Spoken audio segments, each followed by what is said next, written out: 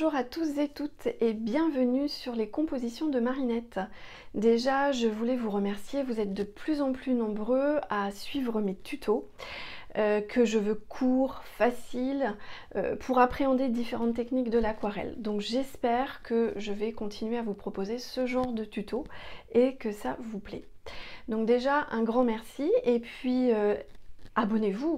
Pour ceux qui viennent d'arriver ou ceux qui me découvrent, abonnez-vous, likez, commentez, ça fait toujours plaisir. Et puis moi, je réponds et même si vous avez besoin de conseils, je suis là. Donc aujourd'hui, je voulais te proposer un tuto sur le bourdon. Je ne sais pas si tu te rappelles du tuto des pivoines. Tuto des pivoines que tu peux d'ailleurs refaire ou faire si tu le souhaites. Il est un petit peu avant. Voilà. J'avais fait un petit bourdon qui ne me plaisait pas. La forme n'était pas bonne, je l'avais fait un peu rapidement et donc la forme n'était pas bonne. Donc je me suis dit pourquoi pas faire un tuto pour apprendre justement et vous proposer surtout pour apprendre à faire ce bourdon. Je vais y arriver. Donc aujourd'hui c'est ce que je veux te proposer. Donc dans un premier temps on va parler matériel. Très peu de matériel, c'est ça qui est bien pour faire ces petites choses. Donc déjà, j'utilise 3 pinceaux. Un pinceau à la vie, un pinceau de taille moyenne et un pinceau très fin. Puis j'utilise 4 couleurs. Je te montre. Donc déjà le noir d'ivoire. Hop. N'importe quelle marque, ça n'a pas d'importance. Moi j'ai l'habitude avec une certaine marque ou une deuxième également. Voilà, je jongle un petit peu entre les deux. Aujourd'hui, je vais utiliser qu'une seule marque. Donc là, c'est le noir d'ivoire chez Sennelier. Puis, je vais utiliser 2 jaunes, la laque jaune et le gomme goutte, ou la gomme goutte, pardon. C'est mieux, la gomme goutte. Donc ça, c'est 2 jaunes très transparents, mais très lumineux, que j'affectionne tout particulièrement et j'aime bien les utiliser, même pour faire des soleils, pour faire des fleurs, les cœurs des fleurs notamment, et pour faire ce petit bourdon. Et puis pour faire les ailes, je vais utiliser un bleu que je vais complètement diluer, il va être presque transparent, c'est le bleu royal. Pour faire les ailes, tu peux également utiliser le noir d'ivoire que tu dilues complètement, tu obtiens vraiment quelque chose de très clair. Et tu peux rehausser certaines ramifications des ailes justement avec ce noir à certains endroits, un petit peu comme les ailes de libellule, mais on va voir ça ensemble. Les ailes, moi je les fais assez simplement en règle générale. Voilà. Pour le papier, je te montre. Alors je me suis un petit peu fait la main, hein. Hop. Et même là, la forme n'est pas encore tout à fait bonne.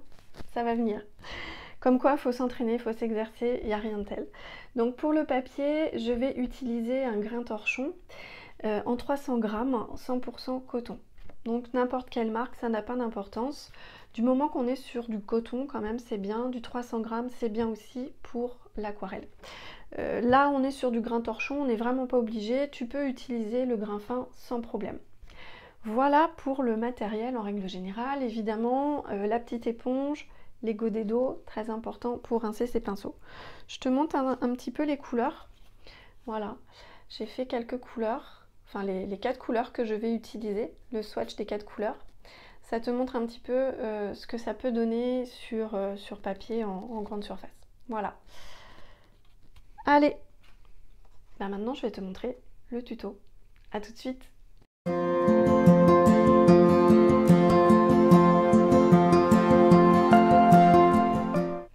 Allez, le tuto du bourdon. Donc là, comme tu peux le constater, j'en ai fait un.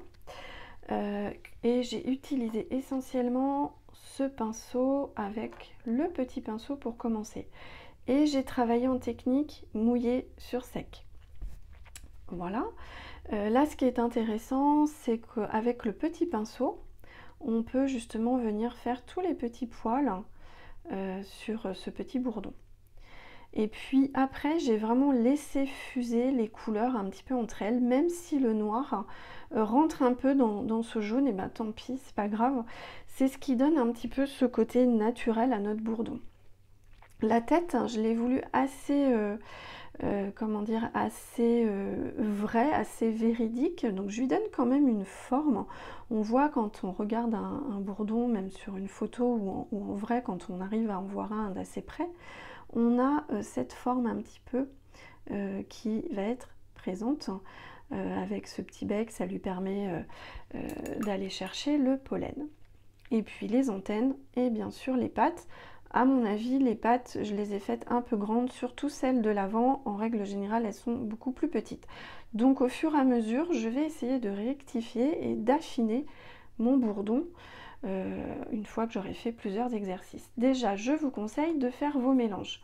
Là, j'ai ma petite palette. Alors on va évidemment ne pas s'occuper du rose qui est sur le côté. Mais je garde un petit peu mes peintures, donc là j'avais pris une petite palette et j'ai gardé ce rose, mais j'ai bien évidemment fait mes mélanges, d'ailleurs qui ont un petit peu séché entre temps, ne pas hésiter à remettre un peu d'eau. Donc mes mélanges, la gomme goutte, la laque jaune, le noir d'ivoire et le bleu royal. On va remélanger un peu le tout, et là je vais revenir retravailler vraiment en mouillé sur sec. Mouillé sur sec, ça veut dire que je travaille sur un papier complètement sec. Hop, je redilue un petit peu mes couleurs. Voilà. Et je vais revenir retravailler. Là, le jaune n'était pas assez présent, il s'est complètement noyé. Donc, on va essayer d'identifier une petite forme un peu ronde. Légèrement ovale mais pas de trop. On voit bien que l'arrière est beaucoup plus rond qu'ovale. Mais la forme générale, on est sur une forme un petit peu, un rond un peu aplati, donc un peu comme un ovale. Donc moi ce que je fais, c'est que je commence par prendre la gomme goutte et je vais venir travailler. Alors on va le mettre à côté, je vais essayer d'en faire plusieurs. Hop. On va venir travailler en tapotant sur notre papier et en essayant déjà de lui donner une petite forme à ce bourdon. Donc là, je lui fais sa petite collerette où viendra se mettre la tête. Et puis à côté, je vais refaire une petite bande. Alors là, j'ai quand même énormément d'eau dans mon pinceau et énormément de matière. Je travaille vraiment sur le côté un peu plus crémeux de mon aquarelle et non pas sur un lavis. Et puis je termine sur l'arrière de mon petit bourdon qui va être beaucoup plus clair, voire presque blanc. Moi je le veux jaune, hein, mais quand on regarde un bourdon, c'est vrai qu'il est presque blanc. Et rapidement, je viens avec mon petit pinceau et je viens étirer déjà. C'est-à-dire que je prends la matière que j'ai posée sur mon papier, pardon, et je viens étirer cette matière pour former déjà un petit peu le côté dufteux de mon bourdon.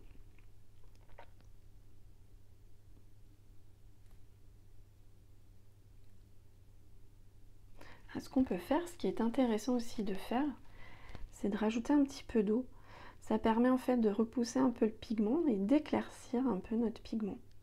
Et puis on continue notre côté un peu dufteux. Et vous allez voir, en attendant, donc ma peinture va un peu sécher, évidemment, et je vais quand même venir travailler un peu de cette laque jaune que je vous recommande. Ce sont vraiment ces deux couleurs très lumineuses. Et là, on va obtenir un petit peu un dégradé, non pas avoir un aplat de couleurs, ça serait voilà, un peu triste, ça donne un peu en plus un peu de relief, de perspective un petit peu à notre bourdon. Car comme toute chose, sur papier, on cherche à avoir une sensation de 3D, non pas seulement un aplat de couleurs. Puis je vais utiliser le noir d'ivoire. Alors là, je pense que beaucoup d'aquarellistes vont me dire « Ouh là là, le noir, je n'utilise pas le noir ». Mais par moment, en fait, on a besoin d'utiliser ce noir. Et on a le droit surtout d'utiliser ce noir. Donc là, attention, vous allez voir, tout va fuser, normalement. Et je viens mettre le noir dans cette petite bande que j'ai laissée de vide.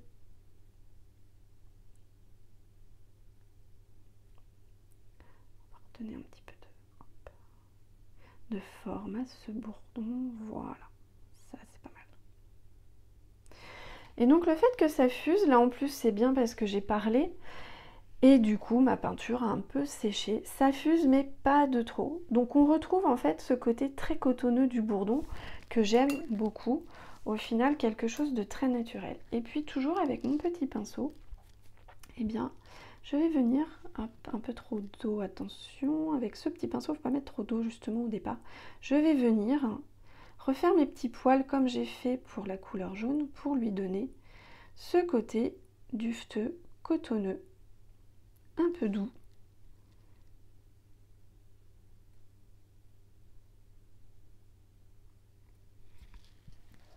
Voilà pour le corps. Allez, on continue, on va faire la tête. Donc là, je rince bien mon pinceau. Je reprends ce noir d'ivoire que j'ai. Et on va venir faire la tête. Si au départ, le noir est un peu clair, c'est pas très grave. Vous pouvez toujours revenir dessus. Et je vais former ma petite tête de bourdon. On va pas la faire trop grosse. En laissant un peu le blanc du papier justement pour toujours donner un peu ce relief et cette perspective à notre petit bourdon. On voit bien que souvent quand la lumière elle arrive, il y a ce côté, comme c'est très rond, c'est très, comment on appelle ça, un peu brillant, on a cette petite tache blanche et puis ça permet en fait d'exprimer un peu l'œil, tout simplement, un peu l'œil de ce bourdon, ça lui donne un peu vie en fait. J'aurais même pu en laisser plus. Et voilà. Et dans la foulée, je vais faire ces antennes. Et ces antennes, on va essayer de les faire assez légères. Moi, j'utilise vraiment la pointe de mon pinceau. Et j'effleure mon papier. Je ne les fais pas parfaites. Ça ne sert à rien.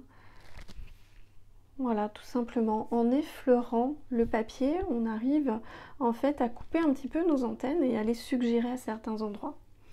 Et puis, on va faire nos petites pattes. Alors, du coup, celles de devant, je vais les faire beaucoup plus petites.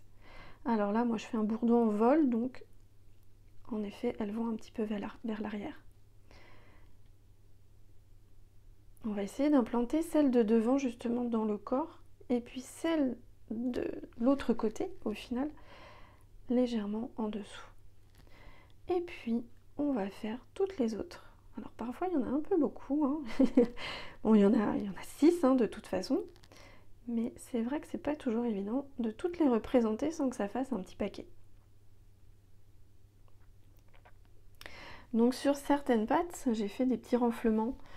On voit bien qu'une patte, les pattes sont un peu, comment on appelle ça, un peu rondouillettes à certains endroits.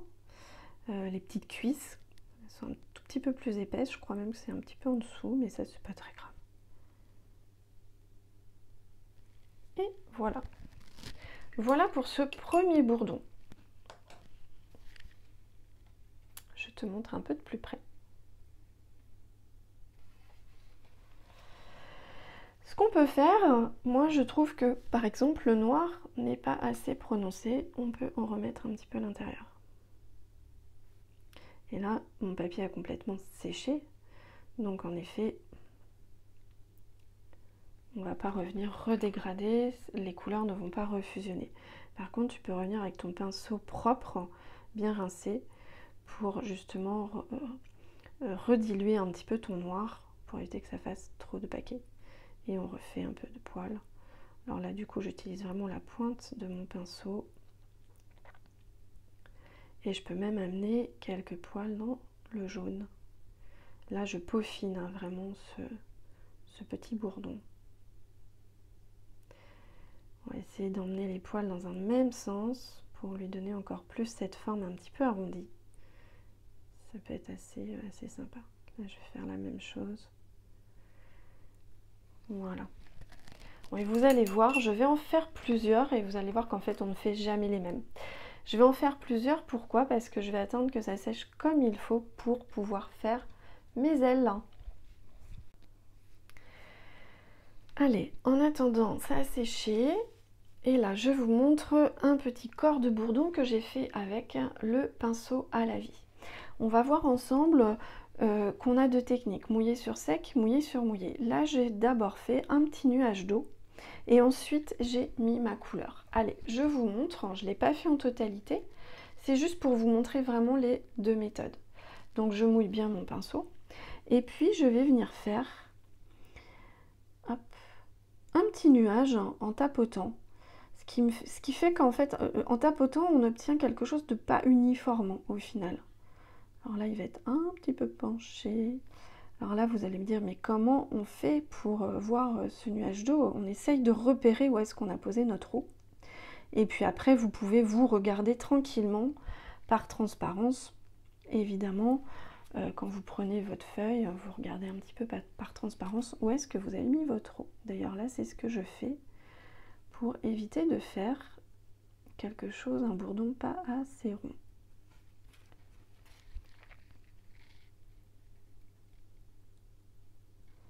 Après, je peux rectifier. Donc là, j'ai mis mon petit nuage d'eau.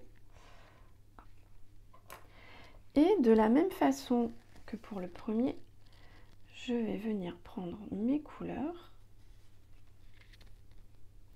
et je vais venir les poser. Et là, on se rend bien compte que ça fuse beaucoup plus rapidement, bien évidemment.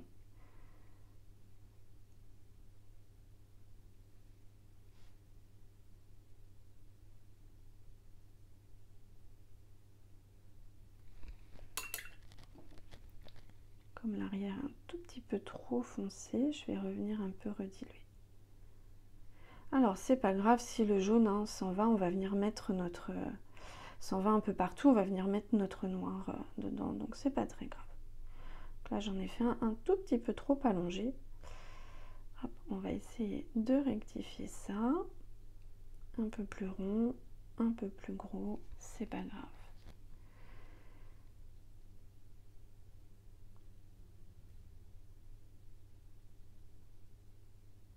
On peut faire également différentes tailles, bien évidemment.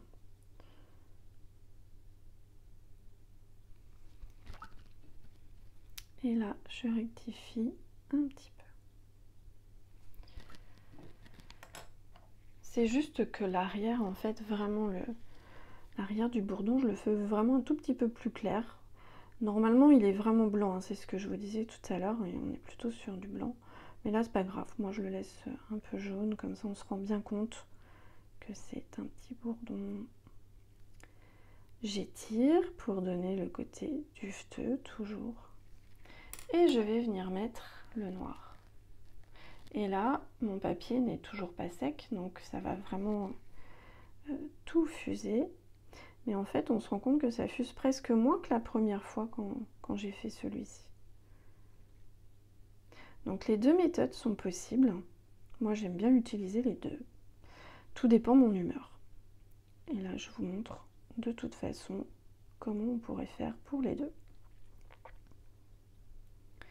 Et en fusant, de la même façon, on obtient ce côté très léger des couleurs et ce côté vraiment cotonneux. Donc là, mon bourdon, il est mouse. Il est vu du dessus.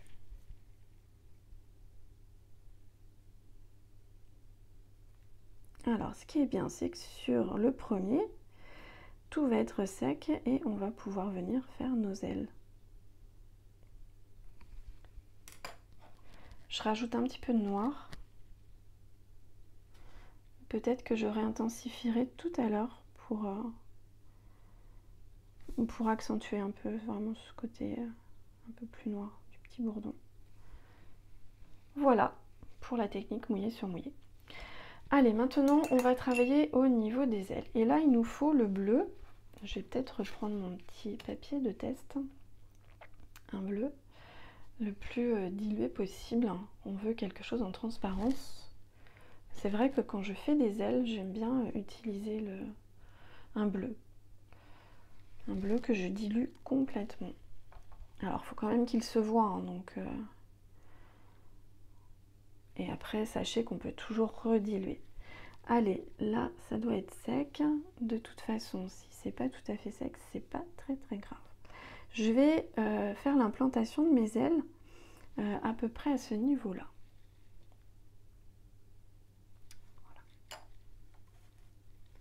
Voilà. Allez, c'est parti. Et là, sur les ailes, on est comme une forme, on va faire comme une forme de triangle. Donc on monte un petit peu, on va le faire qui vole évidemment. On monte et puis on va faire la petite pointe de l'aile un peu plus arrondie. Et là, on arrondit l'ensemble. Donc vous voyez, ma couleur n'est pas tout à fait sèche. Et puis le noir étant une couleur quand même très intense, ça a tendance après à partir un petit peu dans le bleu. C'est pas grave parce que du coup ça donne un effet un peu bleu-gris à mon aile. Et c'est exactement ce que l'on recherche au final pour avoir cette transparence. Et je reviens après diluer ce que j'ai mis. Là mon bleu n'est pas tout à fait sec. Donc je reviens le rediluer. J'évite quand même de rediluer sur le noir. Et je peux même rajouter une pointe de bleu un peu juste ici. Alors j'ai dit un peu, Delphine.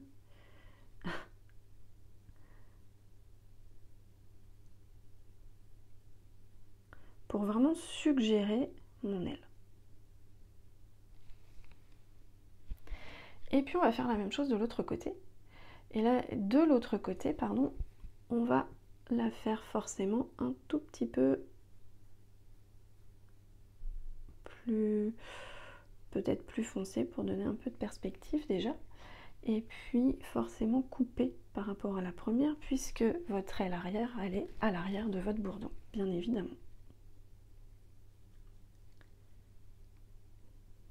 Et je redilue un peu mon contour d'aile que je fais quand je fais ce dessin. Voilà. Et là, on obtient, je ne sais pas si vous allez bien voir, vraiment de la transparence. Ensuite, avec le pinceau le plus fin, on va venir faire quelques traits. Et là, ce que vous pouvez faire, qui peut être intéressant, c'est de mélanger un peu ce bleu royal avec une pointe du noir d'ivoire. On obtient ce bleu gris un peu laiteux. Et là, vous allez pouvoir venir dessiner un peu l'aile. À certains endroits, on ne va pas forcément le voir. Mais on va venir faire quelques contours. Alors, il faut attendre que ça sèche, bien évidemment. Peut-être que là, j'ai à peine assez attendu. Si ça fonctionne. Et rajouter quelques pointes de noir pour faire les ramifications. Alors, je ne sais pas comment ça s'appelle. J'avoue, là, je ne me suis pas renseignée. Les petites lignes que vous voyez sur toutes les ailes, je vous le dirai peut-être dans un prochain post, ça pourrait être intéressant, ou dans une prochaine vidéo.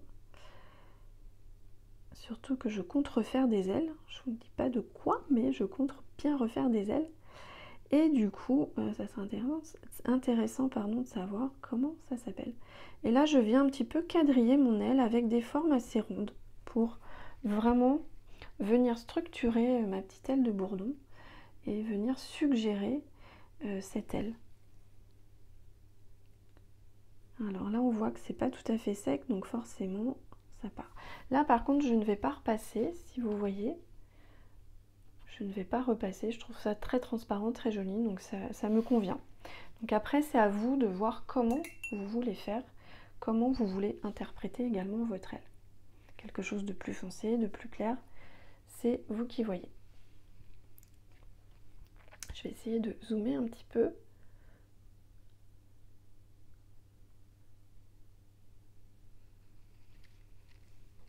Et on va essayer de faire celle de l'autre côté.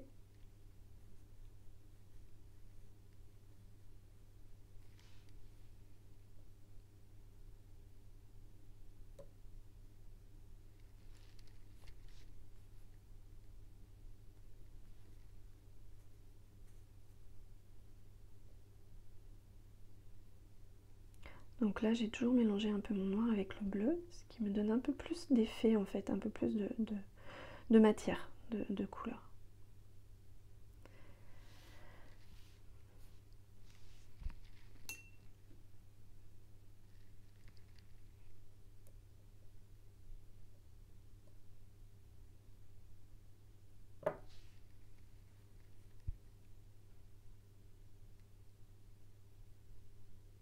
Je repasse un peu sur les traits que j'ai fait sur la première. Comme c'était encore un peu humide, en fait, tout est un peu parti. En dessous, je ne vais pas y toucher. Et puis je vais revenir sur... alors je pense que le dessus est un peu mouillé. Et je vais revenir par la suite, refaire un peu le contour de ma première aile avec cette couleur un peu bleutée, un peu grise, pardon, un peu gris bleuté. Je repasse légèrement pour intensifier. Et je pense faire la même chose ici.